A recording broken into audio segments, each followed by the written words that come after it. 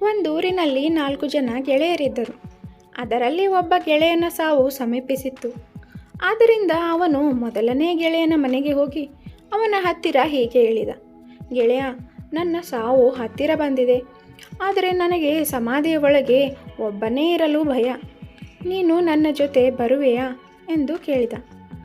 ಅದಕ್ಕೆ ಗೆಳೆಯ ಹೇಳಿದ: ನೋಡು, ನಿನ್ನ ಸಮಾಧಿಗೆ ಜಾಗ ಖರೀದಿಸಿಕೊಡುವೆ, ರೇಷ್ಮೆಯ ಬಟ್ಟೆಯನ್ನು ಹೊಲಿಸುವೆ, ಆದರೆ ಸಮಾಧಿಯ ಒಳಗೆ ಬರಲಾರೆ. ಇವನಿಗೆ ದುಃಖ ಹೆಚ್ಚಾಯಿತು. ಎರಡನೆಯ ಗೆಳೆಯನ ಮನೆಗೆ ಹೋಗಿ ತನ್ನ ಸಮಸ್ಯೆ ಹೇಳಿದ.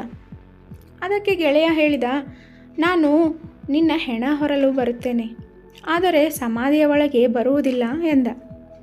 ಇವನಿಗೆ ದುಃಖ ಇನ್ನಷ್ಟು ಹೆಚ್ಚಾಯಿತು.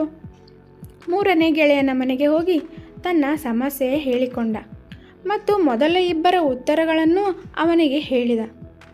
ಆಗ ಗೆಳೆಯ ಹೇಳಿದ: ನೀನು ಚಿಂತಿಸಬೇಡ, ನಾನು ನಿನ್ನ ಜೊತೆ ಬರುವೆ, ಅದು ಸಮಾಧಿಯ ಒಳಗೆ ಎಂದ. ದೂತರು ಪ್ರಶ್ನಿಸಿದರೆ ಅದಕ್ಕೆ ನೀನೇನು ಹೇಳಿವೆ? ಅದಕ್ಕೆ ಗೆಳೆಯ ಹೇಳಿದ: ನೋಡು, ನಾನು ಧೈರ್ಯದಿಂದ ಉತ್ತರಿಸುವೆ, ನೀನೇನು ಚಿಂತಿಸಬೇಡ ಎಂದ. ಆಗ ಅವನಿಗೆ ಸಮಾಧಾನವಾಯಿತು. ನೋಡಿ ಸ್ನೇಹಿತರೆ, ಈ ಕಥೆಯಿಂದ ನಾವು ತಿಳಿದುಕೊಳ್ಳಬೇಕಾಗಿರುವುದೇನೆಂದರೆ, ಮೊದಲನೆಯ ಸ್ನೇಹಿತ ಹಣ, ಆದ್ದರಿಂದ ಸಮಾಧಿಗೆ ಜಾಗ, ರೇಷ್ಮೆಯ ಬಟ್ಟೆ ಕೊಡುತ್ತೇನೆ ಎಂದ. ಎರಡನೆಯ ಸ್ನೇಹಿತ ಸಂಬಂಧಿಕ, ಹೇಗೆಂದರೆ ಸಂಬಂಧಿಕರು ಮಾತ್ರ ತಾನೇ ಹೆಣ ಹೊರುವವರು. ಭಗವದ್ಗೀತೆಯ ಪ್ರಕಾರ ನೀ ಚೆನ್ನಾಗಿದ್ದರೆ ಮಾತ್ರ ನಿನ್ನ ಸಂಬಂಧಿಕರು, ನೀ ಕೆಟ್ಟರೆ ಅವರೆಲ್ಲರೂ ಅಪರಿಚಿತರು. ಮೂರನೇ ಸ್ನೇಹಿತ ತ್ಯಾಗ ಮತ್ತು ಸ್ನೇಹ ಮನೋಭಾವ, ಅದಕ್ಕೆ ಸ್ನೇಹಿತ ಸಮಾಧಿಯ ಒಳಗೆ ಬರುತ್ತೇನೆ ಎಂದ.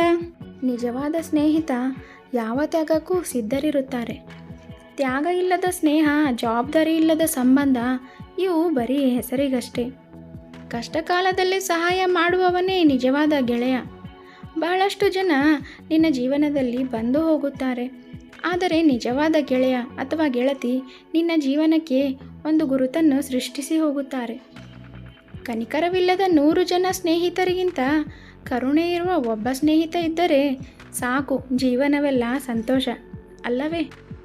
ನಿಮ್ಮ ಜೀವನದಲ್ಲಿಯೂ ಕೂಡ ನಿಜವಾದ ಸ್ನೇಹಿತರು ಇದ್ದರೆ ಅವರ ಹೆಸರನ್ನು ಕಮೆಂಟ್ ಸೆಕ್ಷನ್ನಲ್ಲಿ ತಿಳಿಸಿ. ಈ ವಿಡಿಯೋ ಇಷ್ಟವಾದಲ್ಲಿ ಲೈಕ್ ಮಾಡಿ ಹಾಗೂ ಎಲ್ಲರಿಗೂ ಶೇರ್ ಮಾಡಿ. ನಮ್ಮ ಚಾನಲನ್ನು ಇನ್ನೂ ಸಬ್ಸ್ಕ್ರೈಬ್ ಮಾಡಿಲ್ಲ ಅಂದರೆ ನೀವು ಈಗಲೇ ನಮ್ಮ ಚಾನಲನ್ನು ಸಬ್ಸ್ಕ್ರೈಬ್ ಮಾಡಿ. ಧನ್ಯವಾದಗಳು.